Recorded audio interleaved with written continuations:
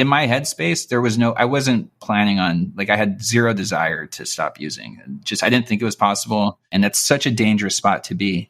And if you're out there and if someone's listening to this and you are using and you think that that's the case, that's not the case. There's a way out. If you want it, there's a lot of resources out there and there's a lot of people out there that can help you get to where you need to be. So, I always call that out because it's such dangerous thinking, because like when there's no hope, where do you go when there's no hope, right?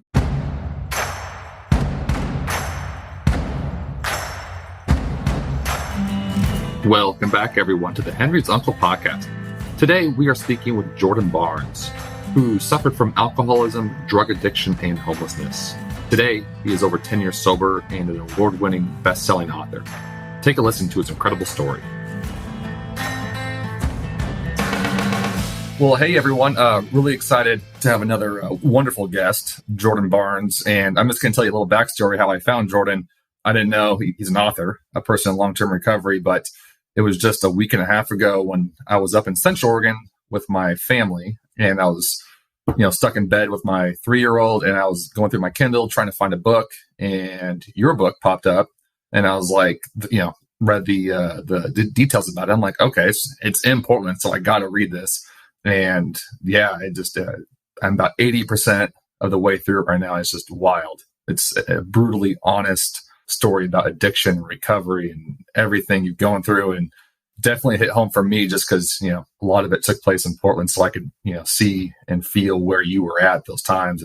But Jordan, please, I'm sorry for the long intro there, but please go ahead and introduce yourself. No, that was great. Yeah. You pretty much did it all for me. My name is Jordan Barnes. I am a grateful alcoholic addict in recovery. I am an author, and I just made 10 years clean and sober last year. So doing really well. I live in Hawaii now. I call it the supposed best years of your life in Portland. That was my college years. So that's my connection to Portland. And I ended up going up there, getting in quite a bit of trouble, and through a roundabout way, ended up back here in Hawaii. And I went to a 2-year long-term inpatient treatment program. And so when I got out, my life, was doing good for a few years.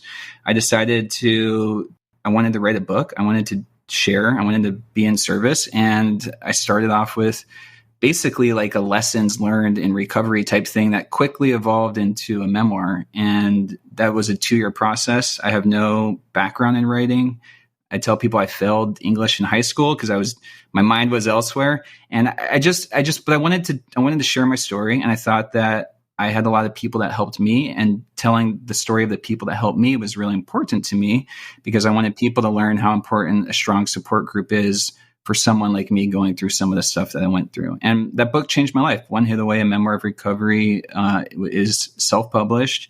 And I put it out. I didn't know what to expect. And it was just really well received. And it's kind of brought me out of my introverted shell. It's got me talking to people like you. It's got me going out there and being more of an advocate. Just last week, I was actually in a college class with Western Virginia University, and they picked up my book as part of their addiction studies curriculum. And then they called me in to talk to the students. And it's just amazing. I mean, like, having the connection with books to reach people and talk about something that's really important to me, that means a lot and kind of defines who I am, it's really a cool thing to be involved in. And I really love it. It's definitely something that is, I feel like it's really powerful.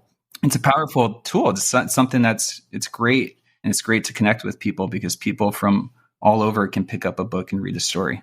Again, I didn't know what to expect. Ever since my brother passed in just a little over 3 years ago, December 2018, you go back to my our guest room, and there's, 30, seems probably like 30 books of just, addiction recovery. And, I had no idea what to expect from your book. And ever since my brother passed, it's all I've been reading, it seems like, is really nonfiction about addiction recovery, the policies, everything. Because I held that stigma towards people who were going through it. I'm sure if we go back 10, 15 years ago and I saw you on the streets, I probably would have had that stigma, right?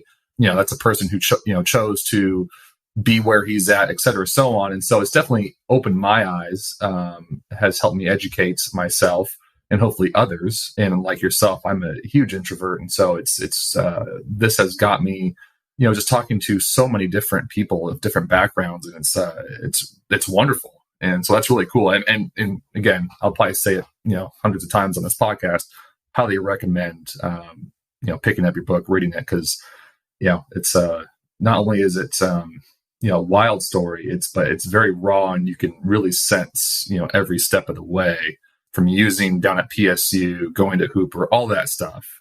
For me, it's just like the recovery process you're in right now is wild, which we'll get to. So, before all this, I kind of want to go back into your childhood. So was your childhood just like a pretty typical upbringing? Was there any trauma, things like that?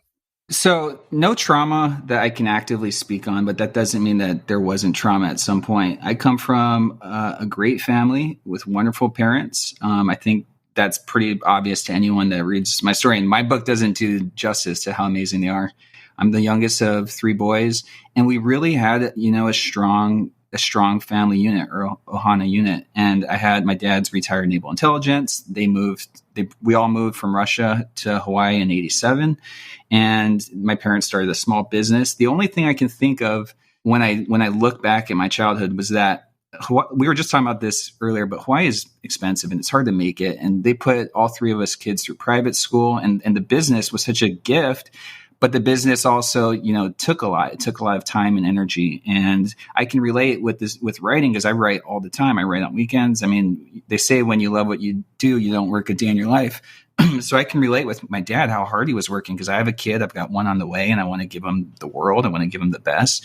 But I would say that, I feel that, in my formative years, I'm not going to say we were neglected and left to ourselves, but we definitely, my parents had a business to run, and they work really, really hard.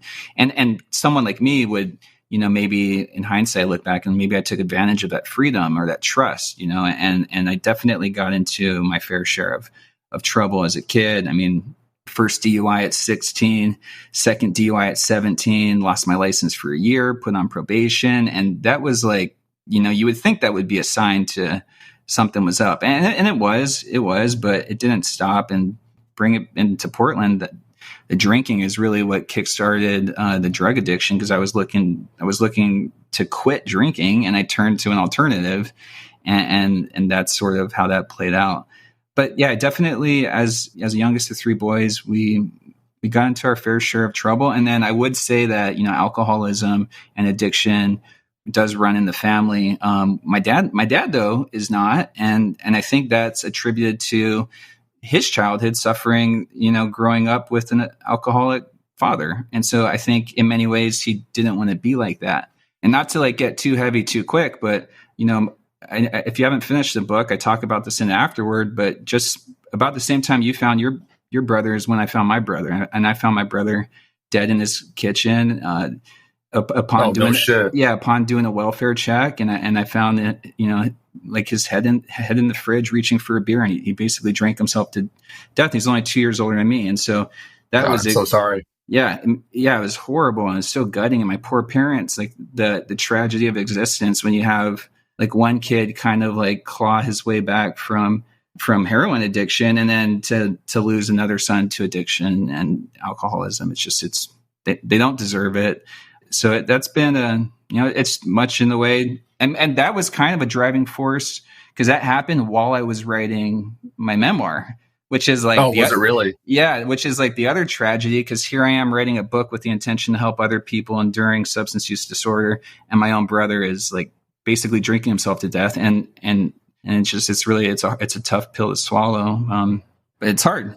I'm glad you brought that up. I haven't gotten there again. I'm about 80% of the way done, but I'm terribly sorry. That's just it's awful. It's but I'm glad you brought up alcoholism, because with everything going on with the opioid epidemic, the fentanyl epidemic, everything, alcohol is still the number 1 killer out there, year on year basis. So that's a very important thing to touch on.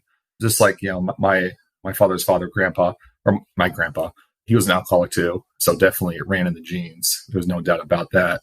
Man, that's hard. We mentioned that, just welfare check, all that kind of stuff. It just brought me back to that night. And I'm sure just like you, that's an image you'll just never forget. But let's go back to, you mentioned high school. You said, 16, 17, you got your first Dewey, second Dewey at 17.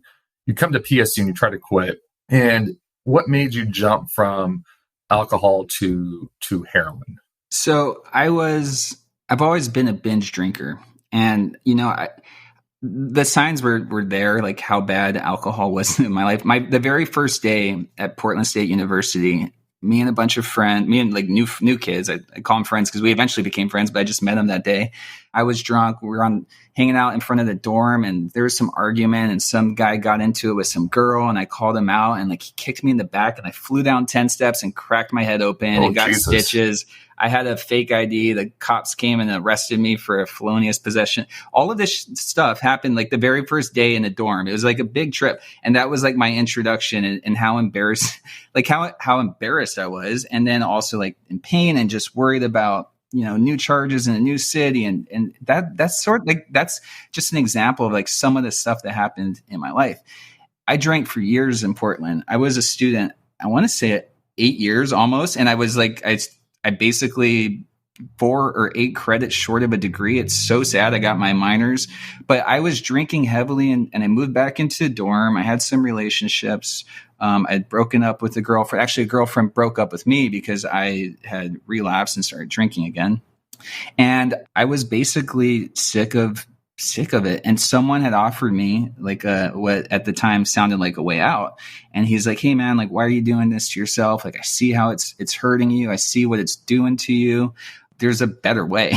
And he's like, it's opium. It's opium. And so it wasn't opium. It was heroin. I tried it. And to his credit, like, I do believe, because we are still friends today, to his credit, I do think, he was seeing, I think he was trying to help me, basically. I really do. Yeah, I really do. I had like gone through alcohol withdrawal, vomited. I had tore my esophagus, collapsed the lung. I was hospitalized at OHSU. All of this stuff was happening in a very short period. And he offered me something else. And I smoked opium, which was actually heroin. And I was like, cool, like I never have to drink again. Like that was it. Like, thank you so much for saving me from this like black hole misery of binge drinking for weeks on end. And it just went downhill quick. It went, within like a very short period, I was injecting. Within a very short period after that, I was homeless and living on the streets in Portland. I had just walked away from my dorm. And I think I still owe PSU like $8,000 for like dorm fees and all this stuff. And they got my like transcripts on hold, and it's just a mess. And like, that's something I want to go back and correct at some point. Like, that's definitely, I want to finish my degree. I want to make right. I want to go back and pay for my, take accountability for what I did. But that was it. And that was my introduction to heroin. It was not something, I didn't find it from injury. I didn't find it because, my parents had pills, none of that stuff. I was just looking for, looking for a way out. And at that time in my thinking, that was the best way out, which is obviously not responsible thinking. Yeah. And so how long, like when you say a short amount of time, how long was it when you started smoking to injecting to being homeless? How long of a time frame is that? A few months. Yeah. Yeah. I smoked for a few months. I want to be careful because I don't want to give the wrong impression. But anyway, I smoked for a few months, and then I made a decision for, based on finances, and I switched to IV use, and that was that. And yeah, everything changed. And I made a video recently of me scrolling through my transcripts, and it's so crazy because you can see the downfall really clear in like the withdrawals from classes and the D's and F's. And, at some points I was getting straight A's, and then I can almost go through my history and be like, that's when I was drinking. That's when I was sober. That's when I was drinking. That's when I started doing heroin. That's when I left. And it's like the writing is on the wall. But yeah, it was really quick. I basically couldn't afford to continue smoking. And so I went for, the more cost effective, which is, sadly, that's why a lot of people turn to illicit black market drugs, is because the price of pills, doesn't make sense. And you can theoretically get the same high off of heroin. And it's just, I'm just grateful that I ended up finding a way out. Yes. I mean, like your book starts off immediately with, you mentioned some of the stuff about Dewey's and things like that, but pretty quickly it comes into, one of your friends overdosing, dying in downtown Portland, and you waking up and walking away from the scene. Because I, see it, and many of us here in the community see it on a daily basis. I mean, take us through living in Portland as a homeless person. What is that like? I mean, because right now I'm looking out the window. We're supposed to have about an inch of rain today. It's 50 degrees, and there's, hundreds, if not, thousands of people. When I say thousands, probably a couple thousand of people living outside right now that don't have anything. Yeah, it was definite. It was, I made that decision to basically give up on the life that I was pursuing. Like I made the decision to walk away from dorms. I made the decision to cut off contact with my family. I made the decision to quit my job at the Crystal Ballroom. I basically all I wanted at that time was to keep using. And I had actually, being homeless in Portland wasn't my first experience being homeless, because I ran away and lived out of my car when I was 16 for like 8 months. Right. And like I had like done it. It wasn't like a very foreign thing to me. I will say, like, Portland, the people in Portland are amazing. And it would have been a much more miserable existence if I didn't have so many people out there that wanted the best for me. And I had a lot of constants. I had people in my life. There's a lot of resources out there. There was a lot of places to go to get clean clothes, to get dry shoes, to get sleeping bags, to get fed. I don't think Panera still exists anymore, but back then they had the Panera Cafe type thing where you could pay what you could, work off. The syringe exchange, Haven, and all those people. Those are like really positive constants in my life. And then, of course, I had friends because I had gone to PSU for years. But, I made do. I got by. I kept my needs met. The worst part wasn't being homeless. The worst part was that I was shoplifting to pay for my habit. And that anxiety, like day in and day out, because you don't get a break, that was the worst part. It was the anxiety of thieving continuously, like mercilessly, that really was like very, very stressful. That was the hardest part. And that's just what I did to get by. I'm not justifying it. It's not right. I'm not saying that, but that's how I afforded my habit. And, it's just in hindsight, it's like, I'm very fortunate that I was able to walk away relatively unscathed from that whole ordeal. And there was times where it snowed and like our street dealers were just like, nah, not working today. And it was like the city dried up for like a couple of days. And it's rough. It's like, it's really rough.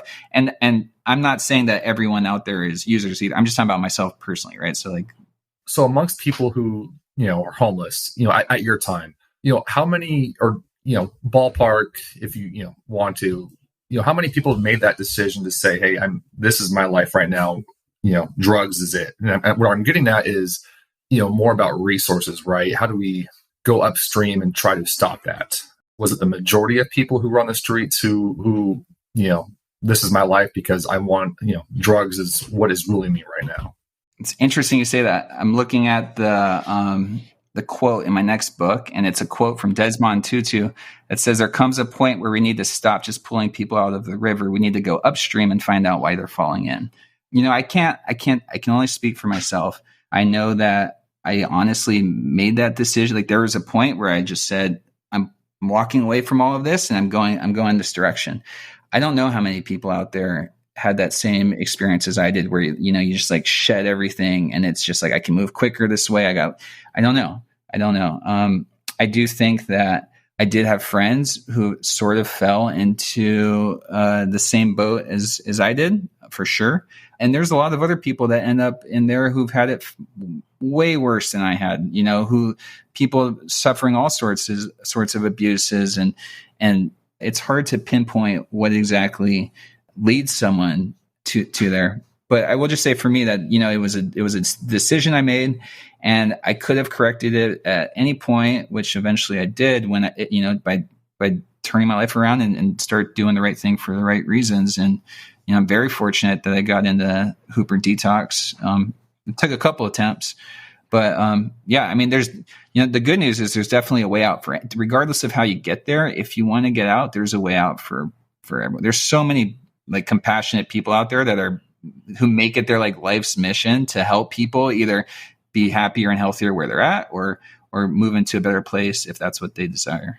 So, your parents really moved me because, a lot of this, before I get there, when my brother mentioned, and again, he had a great job, all that kind of stuff, living in a condo downtown.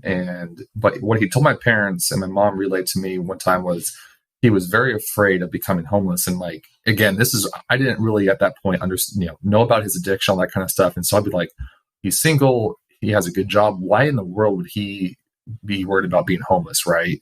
And come to find out, after he passes, all that kind of stuff, I now understand where the drugs really rule your life, and the amount of money and time and investment to get all that stuff. It's a lot. So now I'm kind of going back to your parents where, your parents, I mean, it's a very remarkable story where they fly in, but it sounds like by the luck of God, you guys meet up somehow, or they find you. I can't recall the exact story, but I mean, it was like divine intervention, and I'm thinking of all the people out there who do have a substance, use disorder, all that kind of stuff. And there's not those parents who are, having that driving force to say, hey, we want you to live. We want you to go to Hooper. We've been doing the legwork behind all this stuff. I mean, what, I guess my question would be, where do you think you would be right now without your parents? Do you think you'd still be up here on the streets, or do you think long-term that you would have found recovery? I would have died so long ago. There's no question in my mind. Yeah. Look, first of all, like, I am very aware of how fortunate I am to have parents like what I do. Not many people have two loving parents that would do that for them. So like, I am extremely grateful for the support system I have. And that I understand that that's not the case for most people. When my parents came up to find me, I didn't, I honestly, I didn't believe that there was a way out. I didn't think that there was a way to quit using. I saw what happened to friends of mine who went to detox, got clean, and relapsed. I saw people die from relapsing after they got clean. I saw people die from, they would go to jail. And I think the stats are like, after 48 hours or something, your risk of OD goes up like 70%. So I saw a lot of people try to get out. And I thought that was I honestly thought that was a dangerous idea to try and get clean. Cause I'm like, I've got my tolerance where it is. I know where I'm at. I know my dealers. I know. So that was my thinking. Right. And I was just, you want to be alive instead of dead. Yeah. Well, I didn't think that there was a way out. And so when I ended up, I talk about it in my book, but I ended up basically running from issues. Like I was running from legal issues, and I was running from other issues as well. And I didn't know what to expect. I made a decision to go with them, and it turned out to be like a formative and one of the defining decisions of my life, because that's where my life, I feel like, began, because that's where I eventually got clean and sober. And I tell people, like, this is the life, like, I believe I was meant to lead. Like, what I'm doing now, like, this is like, you're talking to the real me. Like, I don't want anything from you. I'm not like trying to manipulate, like, I am who I am. And I'm like honest, like upright citizen that cares about people. And I'm so grateful that my parents were like the trigger to kind of get me out of that. Cause in my headspace, I wasn't planning on like I had zero desire to stop using. I didn't think it was possible. And that's such a dangerous spot to be. And if you're out there and if someone's listening to this and you are using and you think that that's the case, that's not the case. There's a way out if you want it. There's a lot of resources out there, and there's a lot of people out there that can help you get to where you need to be. So I always call that out, because it's such dangerous thinking. Because like, when there's no hope, where do you go when there's no hope, right? Like, it's. And I should go back and state, I understand, it was your parents who did that legwork and stuff, but like you mentioned, there are lots of people who make it their life mission to help people who are using. And again, like you said, it's not the first time when you meet someone you're going to go right into rehab, right? It might take 2, 3, 4 chances, or it might take a year or two after someone plants a seed in your mind. I remember interviewed a lady and someone planted a seed in her mind 3 years prior before she found recovery, but it was always that saying that just said, hey, I think it's time. Right. And so, yeah, it just, the whole story is remarkable. And when you talk about, again, it's more like, people should just go read the story because I'm not going to do it justice. It's really incredible. But I mean, just the life of someone, living, what you went through and where you are now is very remarkable. And I want to talk about, where we are now in the state of, really kind of a fentanyl epidemic, and also meth as well. The meth I read was, I think in 2013, 2014, the P2P meth, when it started rolling in, and it's just much more potent, more psychosis, things like that. Where do you see, because before you start talking about your new book here, harm reduction, all that stuff, how do you see this playing out over the next 5 years, this epidemic, and what can we do to help curtail this epidemic? Well, I would say, first of all, like I know a lot. I study this, and I do my best to teach myself what I can. There's far better people to speak on this topic than me. I will say that, I am so grateful that I got clean and sober when I did, because it's an entirely different landscape to navigate from what it sounds like today than it was back, in 2011. And I left Portland in 2011. I told you before we started, I recently came up for a celebration of life for a friend, and I got to kind of tour the city, and it's got a very different, I love Portland, but it's got like a much different vibe than what I remembered. And it was interesting for me to go back after all these years and kind of travel and navigate those old haunts, and to see, in many ways, like where it came from and how fortunate I am that I was able to get out of that. I think it's a scary time. I think that there is, just the overdoses in 2020. It's crazy, like over 93,000, and then bumped up to 100,000 in 2021 at the end of April. I think the CDC numbers were from like a 12-month period from April to April, 100,000 people. I mean, in this book that I wrote, like I had this really kind of, in Bridgetown that's coming out actually next week. I had this, like, I did a word count on my book, and it was like 93,000 words. And I just read that in Haven's interview, 93,000 deaths. And I'm like, every single word in this book is like someone's, friend, brother, mother. And it's like, when you look at that and you like see like all of these different, it's hard to wrap your mind around. It really is. I mean, it's an overdose crisis that is almost unthinkable. And I'm so grateful that some of the people that really helped me out when I needed it are still around today doing what they have to do. Haven from Outside In was a huge contributor to this book. And I know you interviewed her before, Morgan Godwin. Those are like the people that are really connected, and they're educating, and they're teaching. At least now there's like so much more resources and information on overdose awareness. You got people like Jen Cutting, who basically has like an entire YouTube channel committed to harm reduction and how you can like educate yourself to be safer. I think Oregon's really interesting with the passing of Measure 110. I think that's a brilliant move in the right direction. I think that New York, they just opened the first 2 overdose prevention sites or overdose prevention centers. And, despite like federal mandates and they're doing it, and they reverse like 2 overdoses in the first day or something. And so stuff like that, like looking at it differently is how we get there. But a lot more stuff has to change. And the problem is, like, you see what happens with like Biden's, you saw how like political that became about the crack pipes and it was just like, it's like, to change your thinking, like it needs to require an openness, and I can't say this word, the politicization of science is like such a detriment to the public health of our communities, because you're taking topics where people, their lives are on the line and people are actually dying, and you're using it for political, like gotchas and stuff. And it's sad. It's sad. And so I think the people that are looking to change the world are, understandably so, are doing it like bit by bit by bit by bit. And I think we will get there. We have to get there. You bring up two interesting points. The funny part about that whole grant was when that started coming out in the news and, talking about crack pipes, I'm like, I remember seeing, reading about this grant, I think back in November. I'm like, so why is it, 3 months later? Why now? But 2 points I kind of wanted to talk to you about. So if you were, let's go back 12 years ago when you were doing IV heroin, all that kind of stuff. what would a safe injection site have done for you, do you think, hypothetically, if we had one in Portland then, where people, and again, let's lay the groundwork here, where what is a safe injection site, where it's a place someone can go in, get clean material, needles, all that kind of stuff, have nurses, potentially doctors on hand, social workers, and you can safely use. And if there is an overdose due to tainted drug supply, there's someone on hand who can reverse the overdose with Narcan. What would that have done for you, do you think?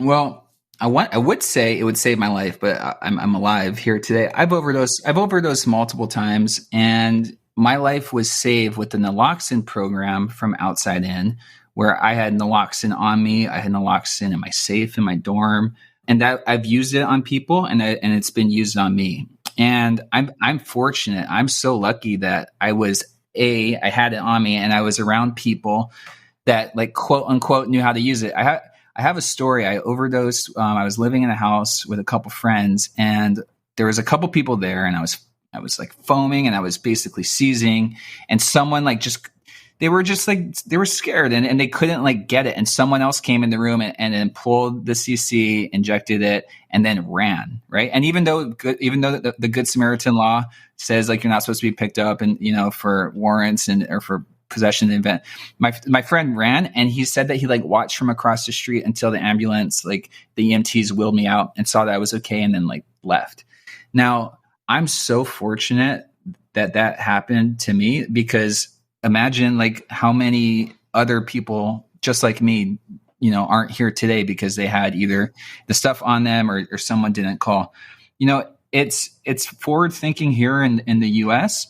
I've learned so much in recent years. And again, I'm not an expert on this. I'm someone that is passionate and wants to learn as much as I can. My understanding is like the injection centers up in Canada had like 2,000 overdose reversals or something, like, and no deaths, 0 deaths. So that's what we're talking about. I used to run around, run amok, and I was using in all sorts of places in the city. I was using in the public bathrooms. I was using in Starbucks, McDonald's, the library, bushes, everywhere.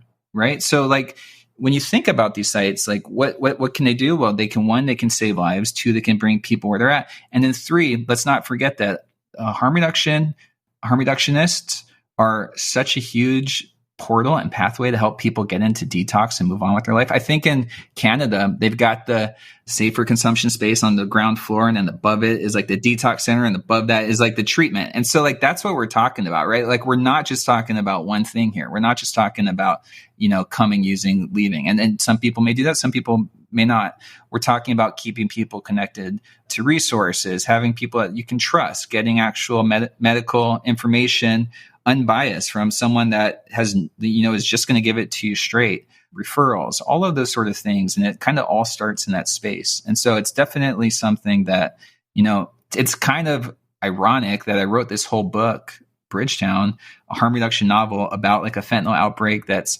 then they turn to safer consumption spaces. And then you see that literally play out in November 2021 in New York. It's like, in many ways, like this fictitious story like came to life. And I think it's a tool. And, when you're talking about something like this, we need all the tools we can get. Yeah, no, I agree. I mean, if I go back again, just a little over 3 years ago before my brother passed, and someone said, talk to me about a safe consumption time, I would have been like, what the hell are you talking about? I'm not going to waste, I don't want my taxpayer money on that. But the more I keep talking to people, and one who I really enjoyed talking to was Dr. Nora Englander from OHSU. She runs, I can't recall the exact name of it, but she runs an addiction program where, they bring people in, help them out. And then they also have, pathways to recovery, like, bridges to change, things like that. But the interesting point, and I think a lot of people don't, that isn't talked about enough, but she sees it every single day, is the medical cost. And so when we talk about medical costs in America, that's always such a big subject. Over $1 trillion in lost productivity to the opioid epidemic that just, the news came out a few weeks ago about that. But then you start relating that to the medical costs. How many people are coming in, HIV, Hep C, heart issues. Like, I can't think of the exact name with, what happens to your heart, but all this stuff that's related to drug use. It's a massive cost. And I think if we start talking about that as well and bringing that in, I think that would really wrap people's mind around, okay, this is a big issue. It's affecting, millions of people here in America. So how do we go upstream to help these issues so they don't land in the hospital with X disease, right? So in your book, you mentioned, when you went to recovery, a very intensive recovery program, because the most ones I've heard about are the 30-day recovery programs. And here you are going to a 2-year recovery program. I was kind of like, holy shit, that's intense. I mean, you fly in from Portland to Hawaii, detox during that time. It seemed like it was like a week or 2 weeks by the time you landed in Hawaii, and you're in this. It's like, hey, here you are for the next 2 years of your life. It was like, man, that's like got me kind of go, oh my God, that's like really intense. But talking to so many people who've gone through recovery services and when they say, man, it was like really around month 4 to 6 where I really felt it, right? Where I felt I can make this, I can do it. And, my body's shifting, my mind's shifting. And so, you mentioned, during your time, basically off the bat is you had Hep C. And so, I haven't gone through, again, the end of the book of where you're at and all that kind of stuff. So take us through that. I mean, because that again it's a massive scare, with HIV, Hep C, all that kind of stuff. Yeah, I did. I discovered, I got my blood test, and it was very difficult to draw blood. Like it still is. I got my blood test. Is it really? Yeah, it's the worst. Like I've done severe damage. I did a lot of damage. I didn't even really understand like safer injection practices. I actually include that in Bridgetown because I think it's so important. Like I learned how to shoot up from someone who didn't know what they were doing. And that's how it goes. And I didn't have the information. I mean, it was available. I just didn't. The point is, like, I did a lot of damage to my body. Fortunately, I was able to get, cured of Hep C. I did an interferon thing. And, they made me sign like this contract, like I promised never to use. And I don't think that like I have my own qualms about that. Like, I don't think that like receiving treatment should be dependent on like me signing like a sobriety thing. I intend to stay sober for the rest of my life, but that's a whole different issue. And that was just something I had to work my way through. And, I remember, that was one of the reservations that I had. And I was like, if it comes back, cause I didn't know I had been tested. I actually had a false HIV test at one point. Oh, that's right. Yeah. I had a false. Yeah. Yeah. And that was, super rare, super uncommon, but like I had gone through that before. And in my mind, I was sitting in treatment, and it was a few months in, and like they just kind of call your name, like, okay, you're going here today. And I've just been waiting for this, and it was like hanging over my head. And then when I got the results back, I was like, all right, like I can, in my mind, I was using that. Like if it came back positive for both, I was just like, I thought like, well, and I want to be careful with my word. I just like I was putting a lot on that. We can say that. Like I was banking my future on the results, and it doesn't have to be that way, of course. But like that's the thinking that I had. I will say, like there's definitely a place in our communities for 30-day treatment programs. I had no idea what I was walking into. My parents just kind of called up the closest treatment center, which happened to be like the longest treatment center, one of the 2 long-term inpatient programs. And I just went there, and I didn't really know what I was walking into. And it turned out for me, in my instance, even though I had a medical detox at Hooper for a week, I still didn't sleep for a month. It was like I was still, because I was injecting heroin and cocaine many, many, many times a day, back to back. And that was like one hell of a beast to come off of. And also at that treatment center, the one that I went to, there was no medication assisted treatment. It was, they say detox before you come. And we'll give you like healthcare and medical, but I didn't have access to like those tools. Like I had Suboxone and Hooper, and that was it. So it was hard, and in some ways, I look at that as it was kind of a blessing, because I remember that vividly, and I'm never going to put myself through that again.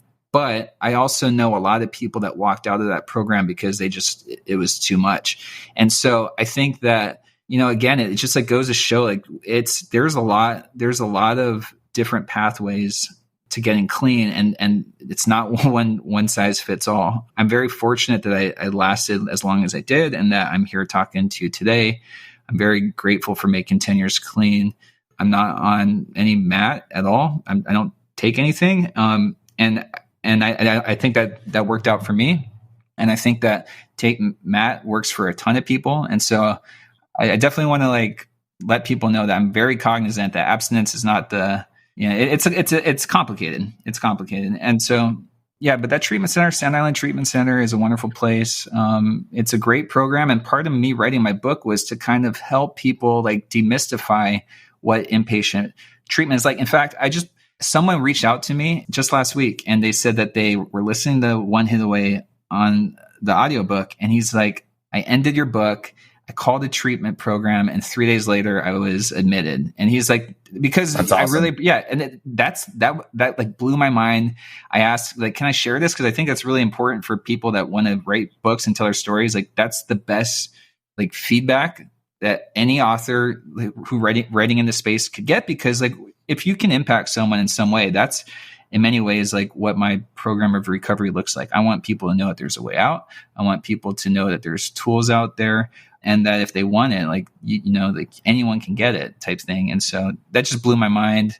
And it was really, really cool because inpatient, like you said, like it's scary. Like your life stops. Like that's like the thought like so many people have. And in many ways it's like actually like your life begins. And I think it's a really powerful tool. So yeah, no, it's, it's, my Kindle, I think you entered, that facility around like 55% away from the book. I'm about like at 72 right now, something like that. And it's like, it's an intense program, and it is very interesting as you walk through it bit by bit and all the rules you have to follow and everything. So I'm really excited to get towards the end, how everything plays out, et cetera. I know you're alive, all that kind of stuff, but it's very fascinating. I think a lot of it for me and probably others, like we want to maybe possibly read about the addiction and what you went through and all that stuff. But this book, like I'm more fascinated around the recovery side of it. And, everyone who's, like when you said like 100 or 150 people are in this great room and, taking in a class, all that kind of stuff. And people who break rules and, all that, the whole thing. It's very interesting to read and kind of envision in your mind as you're going through it, because again, I think a lot of it, maybe I relate to so much of it is because I can see my brother, again, I don't know if it was a 2-year program, but, an extended period where you can really dive deep into, why are you, using, what is it, what are, any traumas you may have or grievances or whatever it may be. And I think, the 12-step program like that is so remarkable, laying, everything out. But yeah, I think why I'm probably so interested in that part of the book is I can relate if my brother got there, again, where he would be today for sure.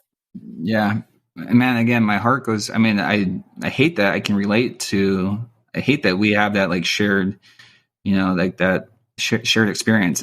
It's a tragedy. What you're talking about in One Hit Away was a very purposeful and delicate balance of trying to communicate a story where I didn't want to do more harm than good. I didn't want to like just drug-a-log for a whole book and be salacious. There's tons of other books out there. Like when people think of Heroin Memoir, I don't think they think of like what One Hit Away is after they finish it. I wanted a book that focused on mainly like the support system, the detox, and then recovery.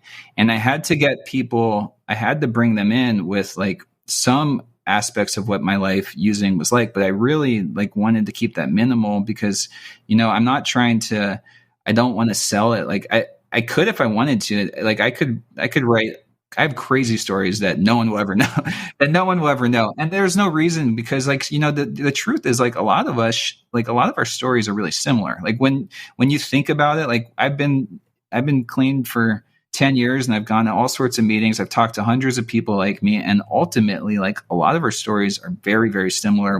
A lot of us put ourselves through the same thing. We get caught up in the same cycle and we're all fortunate when we make it out of it. Like that's basically like our story. And so it's funny, like I have like a few like kind of like critical reviews on One Hit Away. And some of them are like, hey, I wish I like knew more about his drug use. And it's like, well, too bad. Like it's a memoir of recovery. Like I'm not gonna, like that's not what I'm about. Like I'm not about that anymore. It's important to communicate that to show how bad it was because I'm going to bring you to a place where it can be a wonderful, beautiful existence. But yeah, it was definitely something that like I was mindful of. And I think I did a pretty good job on it because I'm definitely not trying to like trigger a bunch of people, and like that would be. Yeah, no, I thought it was a very good balance. It seemed like that whole process of you using and going to Hawaii was fairly quick. I think a lot of it though was just, maybe it's coming from, growing up in Portland, where you can envision the whole scenario playing out in real time because you know where everything's at when you're talking about it. So now I'm kind of that, I'm not from Hawaii. I've only been there a couple of times. So I'm trying to envision you in recovery in Hawaii, all that kind of stuff. So it's a different dynamic.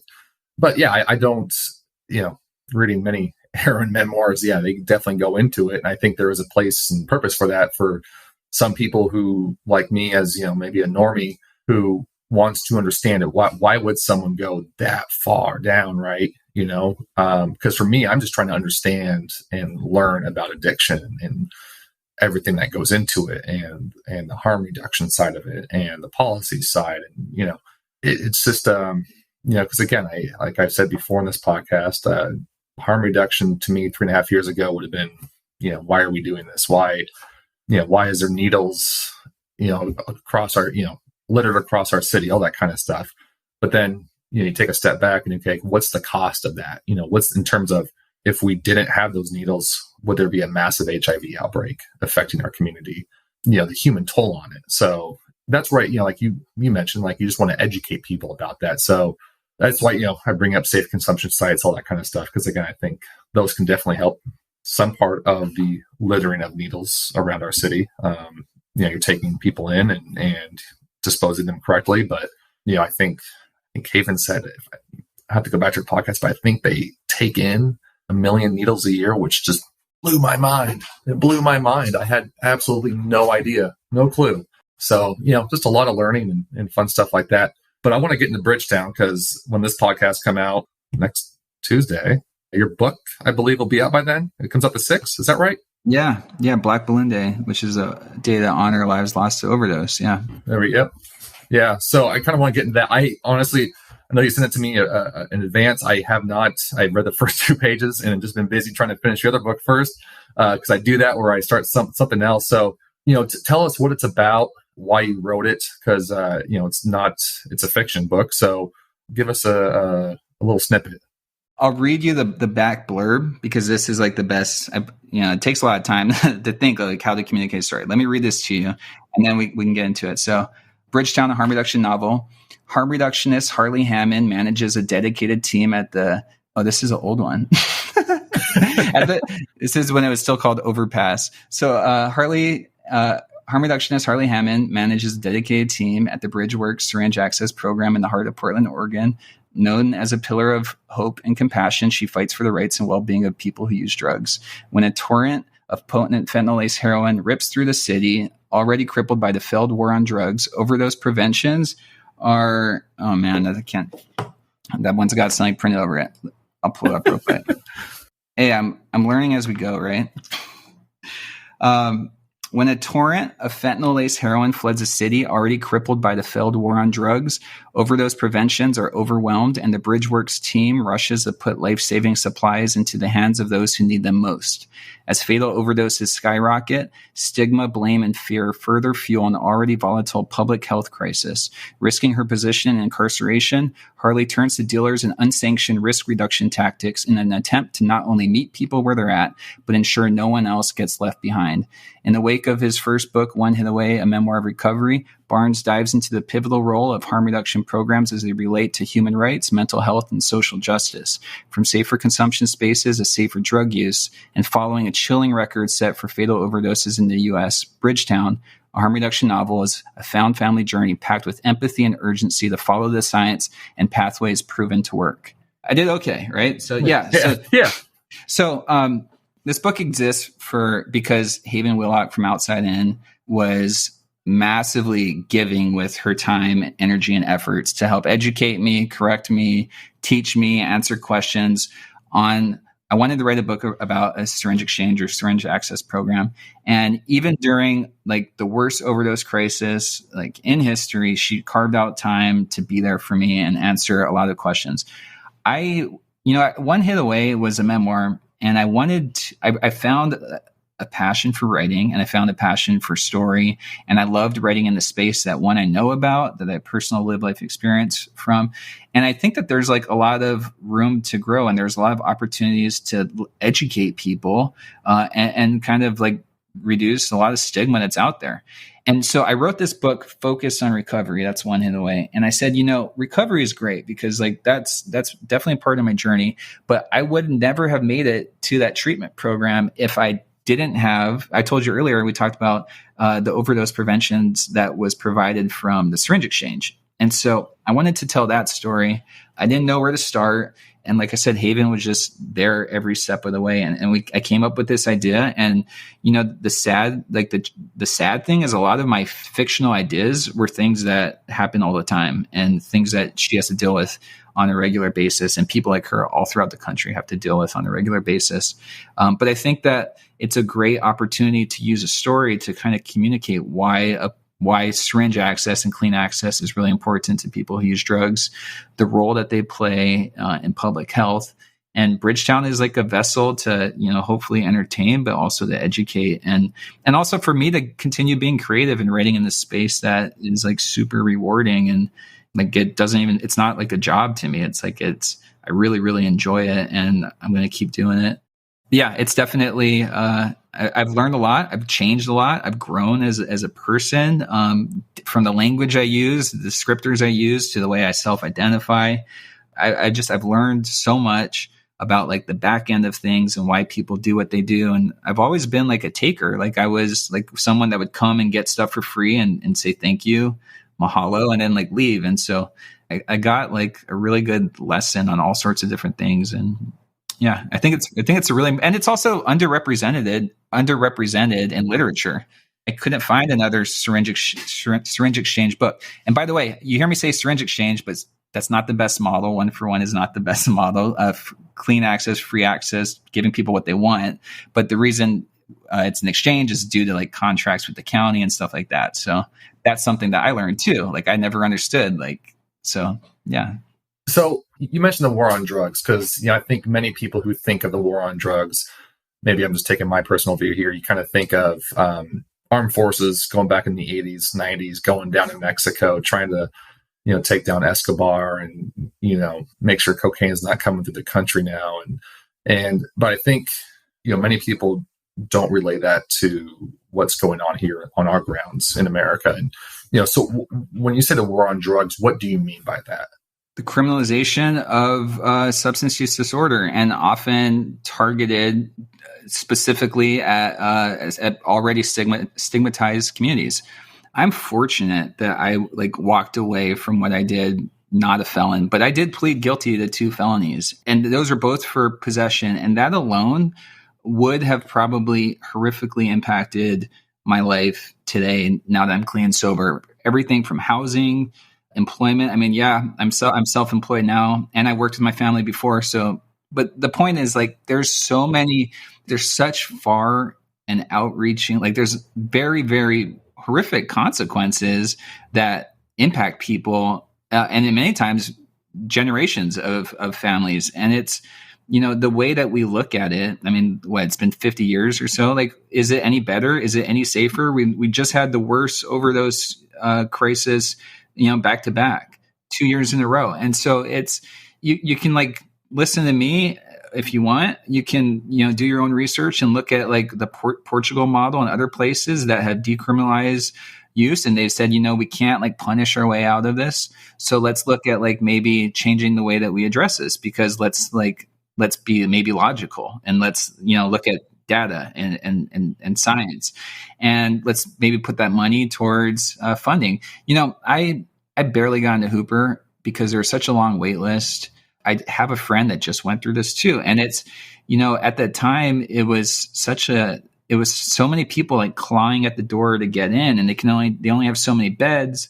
And you got how many people were there back then because they were court ordered by a judge with maybe no intention of getting clean, because that's not what they wanted for themselves. And so you clog up the system, you clog up the opportunities for people that really do want to get clean and change your life. And there's competition now because of trying to penalize and criminalize substance use disorder. And it's it's much more complicated than that. Again, there's like a lot more people that know a lot more about this than I do. I just know that in my life, it didn't help me. And I'm fortunate that I walked away relatively unscathed, but I've got a lot of friends who haven't, and it's made their life very, very difficult, and it holds them back. And in many cases, it's like something that they have to carry with them forever. Like it follows them forever. And that's not, that's not compassionate. That's not, it's something's got to change. And then I just like point to other places that are able and willing to make those changes. And like the data is in, and you just hope the best for the people in our country. Like, I know like the number, just, it's been really hard on a lot of people, and a lot of people have gone back to using. There's been like Sand Island Treatment Center, my treatment program, even though it's a closed group as graduates, if you're in good standing, you can go back. And, it was shut off to graduates for a long, long time, like 8-10 months. Couldn't go back for meetings, and but it's okay. Like, we pivot. That's what we do. Like, we, like when one door closes, like then the online meetings and stuff popped up. And so, we're really good at pivoting and thinking on our feet. And so there's ways to get it. But yeah, that we're talking about, like, we're still in the midst of, COVID, and it's been very difficult on a lot of people. And then especially people either in recovery or on their way to recovery or actively using. It's changed a lot, and it's complicated. Like, even like disrupting the drug supplies, that alone has been like very difficult and deadly. Yeah. I would love to, just, of course, I'm just now getting to this free flowing here, where I would love to interview someone on, I don't know if it's like the DEA side or Border Patrol side, right? Where you're having a flood of, fentanyl coming across the border, right? What is the solution? Because again, a majority of these overdose deaths are caused by fentanyl. And yes, people do actively seek fentanyl and stuff, but there's a lot of people who have never even touched drugs, and they go out, like you're hearing the worst stories on Snapchat where, a high school kid, types in something and boom, the drug dealer's right there, and within minutes, and hands them what they think is a Percocet or Xanax or whatever it may be. And yeah, you had that guest on that was just like her son, right? Like her son, 18 years old or 17, with no known like it, and it just like blew the whole, like the family, like shocked them, and then the community too. Yeah, it's scary stuff. I'm so grateful personally that I got clean when I did. But, I have kids, and I've got, friends, and I've got a lot of people I care about that are dealing with this stuff day in and day out. And it's hard. It's rough. And I don't know the solution. I wish I did. I know, like, I can be part of the solution though. So like part of that is like educating the public. I mean, Bridgetown, look, I'll let you in on a secret. Like, Bridgetown is a means to educate people, basically. I wanted to teach people about overdose awareness, overdose prevention, safer consumption sites. And I figured like the best way to do that is to bring them in with the story. And then once they're vested, I can like needle away at like some of these issues, like safer drug use and stuff. And so it's like my attempt to just like kind of contribute to the conversation the best I can from where I sit. And I think that that's like a start, but it takes a lot of like, it's just, it's interesting. Like when I showed up to inpatient treatment in 2011, I didn't think I could get clean. Like, I didn't think there was a solution to my issues, but I soon found myself surrounded by a group of people that were all working towards a common goal. And eventually, like, I changed my position and my thinking, and that therefore changed the future of my life. And so it's much the same way. Like, how do we change like the thinking? Like, how do we get people to stop making it, why does it have to be so political? Why does it have to be such a debate? Why can't we just like look at numbers and talk like, rational human beings, and look at what works and what doesn't work, look at places where it works and do that. And, like Mayor Bill de Blasio did that with the overdose prevention centers. He's like, this is a quote, okay?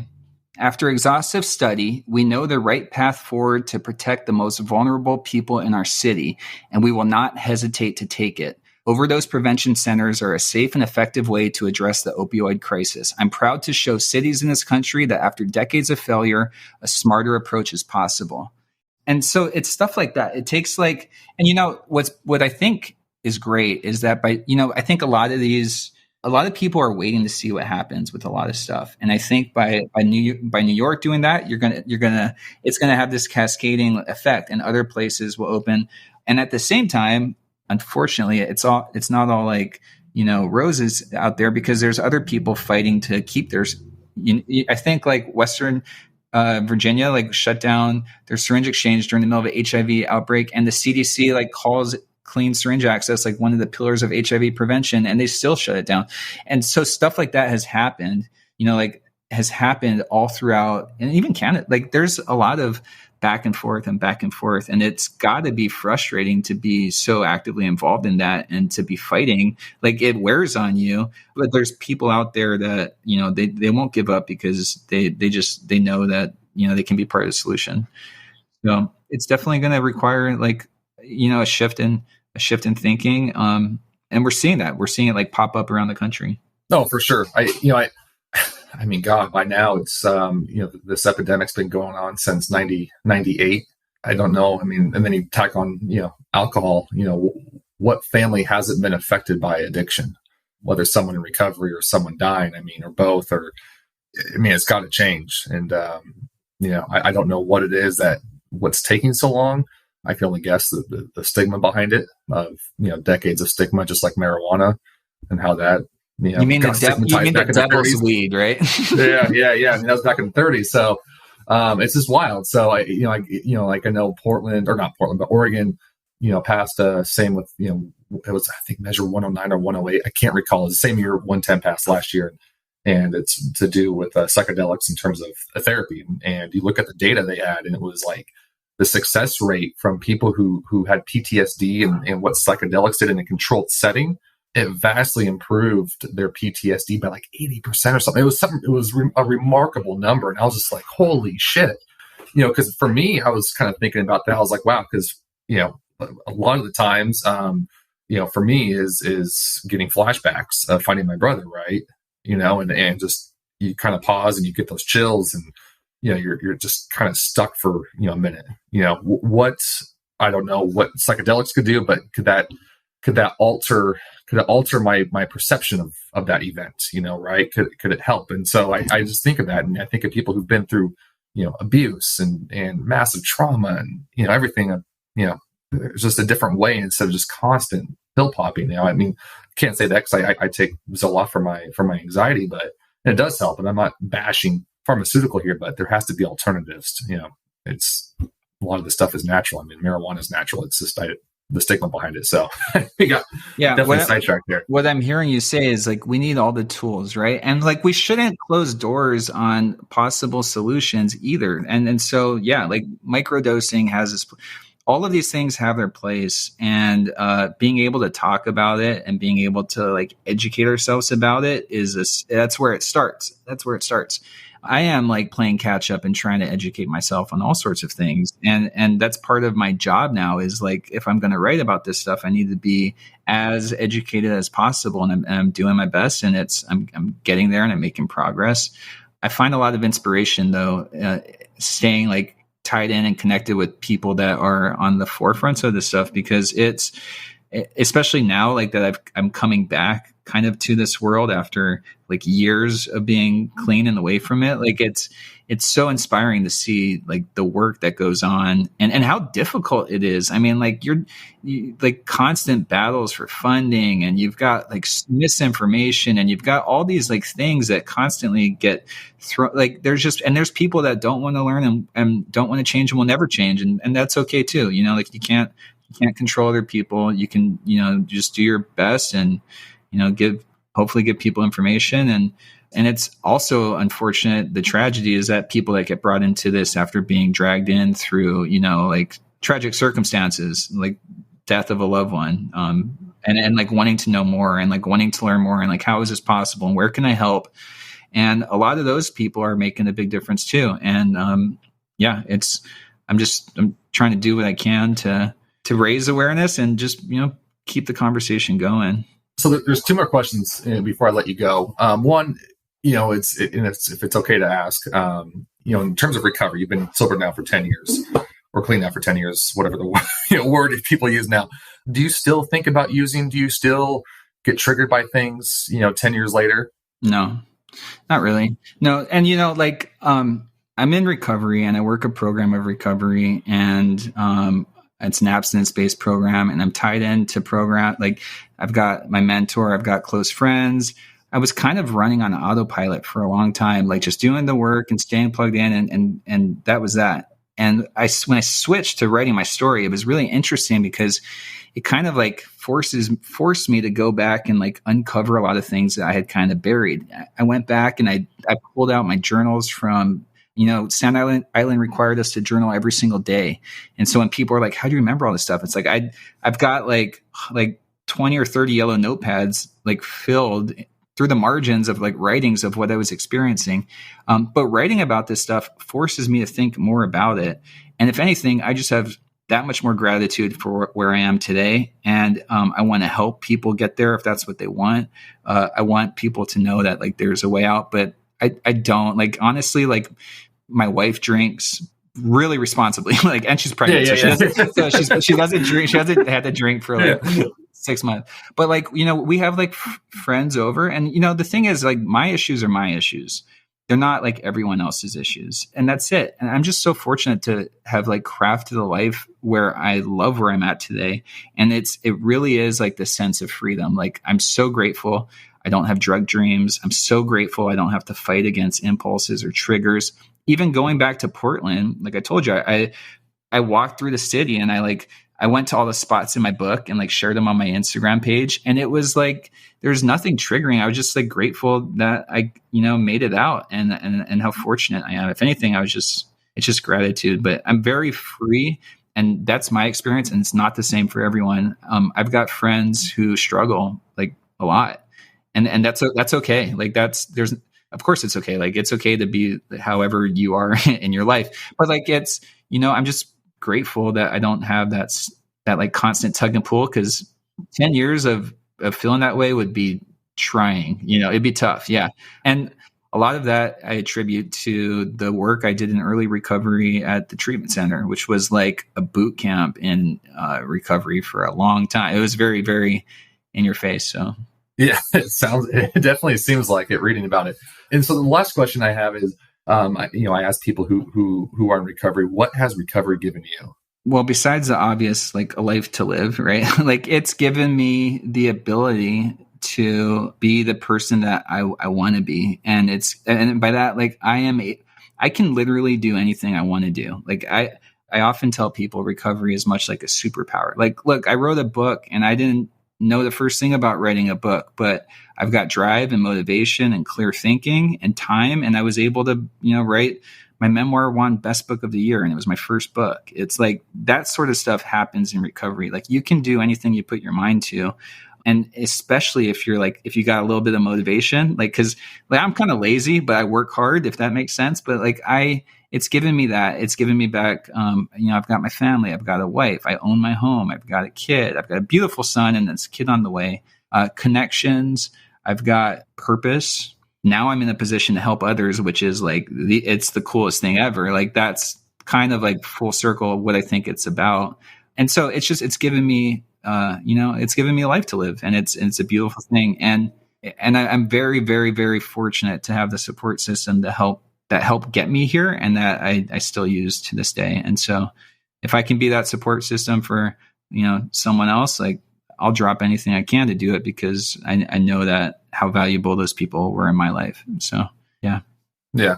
That's awesome. Again, I'm so happy I found your book just a week and a half ago, while my 3.5-year-old is just laying next to me sleeping, and, had to fill up time. And, it's a really remarkable story. I mean, it's one of the most raw stories I've read, and it's very detailed.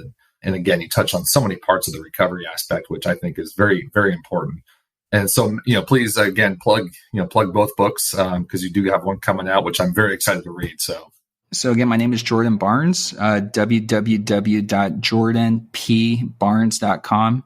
That's P as in Prescott. My first book is called One Hit Away, a Memoir of Recovery, and it's my story of an arduous and unlikely recovery from homelessness, houselessness, and heroin addiction. That's mainly, though, a story about other people and how they supported me and got me to where I'm at. My next book my second book, my first novel, is Bridgetown, a harm reduction novel. I'll spare you the blurb because I already read that to you. But this to me is, I think it's a really important read for people that want to know more, and even for people that don't want to know more, and to learn about different ways of thinking when it comes to tackling substance use disorder and public health as it affects our community. All social media is at Jordan_P_Barnes. Again, you got my website. Books are available on audiobook. Bridgetown will be on an audiobook as well, so you can get that on Audible or Amazon. And reach out. If anyone out there is listening, feel free to reach out to me. I'd love to stay connected and do my part. Awesome. Well, Jordan, thank you so much for your time today. It's remarkable. Yeah, I'm again so glad I found you through your book, and willing to come on and talk and share your story and also what you're doing these days. So again, thank you so much. Of course, you got it. Have a wonderful day. Yeah, you too. Thank you for listening to the Henry Zunkel podcast. Please like, subscribe, and leave us a review. If you would like to learn more about our nonprofit, please go to henryzunkel.org. As we say here at Henry Zunkel, you are loved, never judged.